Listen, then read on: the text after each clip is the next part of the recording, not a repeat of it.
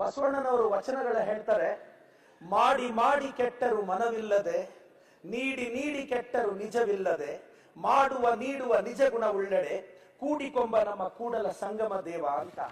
ಮತ್ತೊಂದು ವಚನದಲ್ಲಿ ಹೇಳ್ತಾರೆ, ಅಂಜಿದರಾಗದು ಅಳುಕಿದರಾಗದು, ವಜ್ರ ಪಂಜರದೊಳಗಿದ್ದರಾಗದರು, ತಪ್ಪದೆಲ್ಲವೋ ಲಲಾಟ ಲಿಖಿತ, ಕಕ್ಕುಲದ ಬೆಟ್ಟರಾಗದು ನೋಡು, ಧೃತಿಗೆಟ್ಟು ಮನ ಧಾತುಗೆಟ್ಟರೆ ಅಪ್ಪದು ತಪ್ಪದು ಕೂಡಲ ಸಂಗಮ ದೇವ ಅಂತ.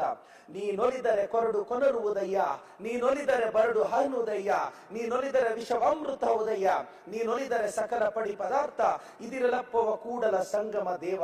ಉಳ್ಳವರು ಶಿವಾಲಯ ಮಾಡುವರು, ನಾನೇನು ಮಾಡಲಯ್ಯ ಬಡವನಯ್ಯ, ಎನ್ನ ಕಾಲೇ ಕಂಬ ದೇಹವೇ ದೇಗುಲ, ಶಿರವೇ ಒನ್ನ ಕಳಶವಯ್ಯ, ಕೂಡಲ ಸಂಗಮ ದೇವ ಅಂತ. ಬಸವಣ್ಣನವರು ಹೇಗಿದ್ರು ಅಂತ ನನಗೆ ಗೊತ್ತಿಲ್ಲ ಸಭಾಧ್ಯಕ್ಷರೇ, ಆದ್ರೆ 5 ವರ್ಷಗಳ ಕಾಲ ಯಾವ ಜಾತಿ ಅಂತ ನಮ್ಮನ್ನ ಕೇಳದೆ ಸಿದ್ಧಗಂಗಾ ಕ್ಷೇತ್ರ ಮಠದಲ್ಲಿ ಸೀಟನ್ನ ಕೊಟ್ಟು ನನ್ನಂತ ಬಡವರಿಗೆ ದಾರಿದೀಪವಂತ ಶಿವಕುಮಾರ ಸ್ವಾಮೀಜಿಗಳೇ ನಮ್ಮಂತರ ಪಾಲಿಗೆ ಬಸವಣ್ಣನವರು ಅಂತ ಹೇಳಕ್ಕೆ ಬಯಸ್ತೀನಿ ಸಭಾಧ್ಯಕ್ಷರೇ.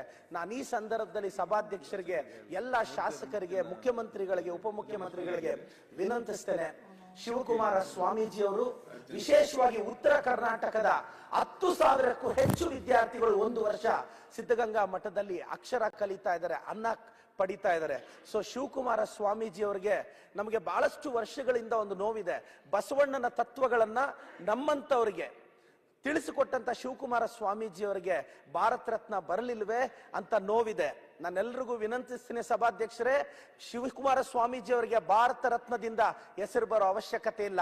ಭಾರತ ರತ್ನಕ್ಕೇನಾದ್ರೂ ಗೌರವ ಹೆಚ್ಚಾಗಬೇಕು ಅಂದ್ರೆ ಶಿವಕುಮಾರ ಸ್ವಾಮೀಜಿ ಅವರಿಗೆ ಅದು ಒಲಿಬೇಕು ಅಂತ ನಾನು ಆ ದೇವರಲ್ಲಿ ತಮ್ಮಲ್ಲಿ ಪ್ರಾರ್ಥಿಸ್ತಾ ಮತ್ತೊಂದು ವಿನಂತಿಸ್ತೇನೆ.